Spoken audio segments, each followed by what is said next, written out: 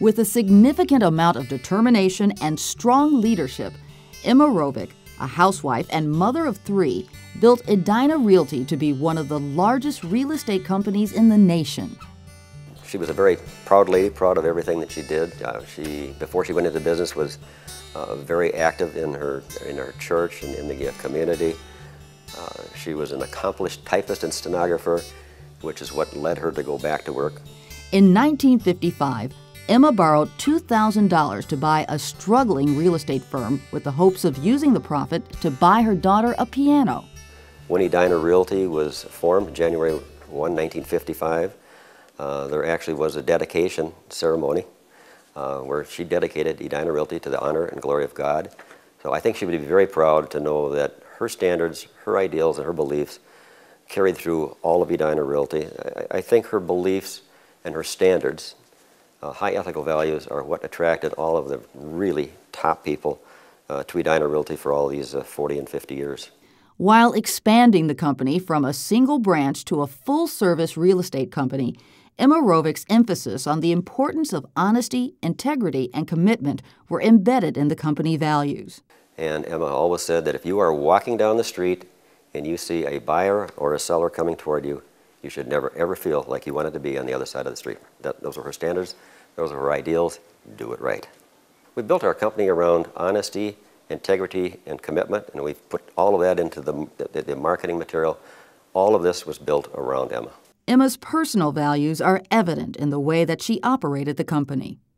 Well, as Emma grew her company, again, from within, just within her own company and not any other involvement, she was being recognized as a sound business person, a very ethical person, and then she was invited to be on the board of realtors as a woman. I think one of the first, not necessarily the first, but one of the first to be on the Minneapolis Board of Realtors. She headed up a number of committees. I think she would be very proud of how she was accepted by the business community and how the leaders in the real estate industry at that particular time, I'm going to say the Brumell-Smabies, the Thorpe brothers, the Conklins, that all these people recognized that Emma was a real special talent in the real estate business. She was totally hands-on. She knew that every agent's child. She wrote thank you notes to all these people. Edina Realty was 10 years old before the first agent ever left to go out to greener pastures. People loved Emma, they stuck with her, but that's quite a track record in a sales industry when nobody leaves for the first 10 years. In 1978, Edina Realty was the first real estate company in the Midwest to reach $200 million in sales volume in just 1 year. In 1984, Emma Rovick's sons, Roger and David Rovick, bought the company from her. So when Emma left Edina Realty, we had a few handfuls of offices. It's since grown. Now when I drive up to Hayward, Wisconsin, occasionally I see a real estate company in Siren. I see one in Hayward. We're in Wilmer, Cottage Grove, Redwood Falls, Red Wing, you name it. We're all over the place, so to speak, in the greater Minnesota area. She was not a part of that, but she would be so proud to see what had been accomplished with Edina Realty, through Edina Realty. Today, the company Emma Rovick began in 1955 to buy her daughter a piano has expanded to be one of the nation's largest real estate companies.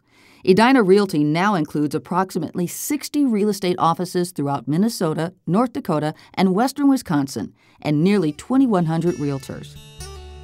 We are so pleased that St. Thomas has brought this level of education to the real estate industry. We can actually get a degree in real estate, and that St. Thomas has been so special in terms of setting standards as to what can be done and what can be accomplished with a degree in real estate.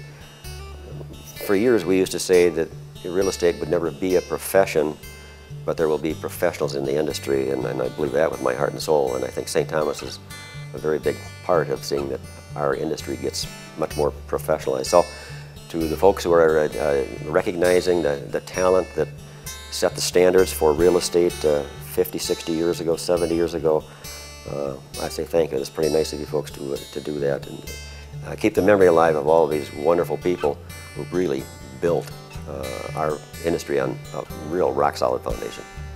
Please congratulate Emma Rovick, award recipient of the 2011 Minnesota Real Estate Hall of Fame.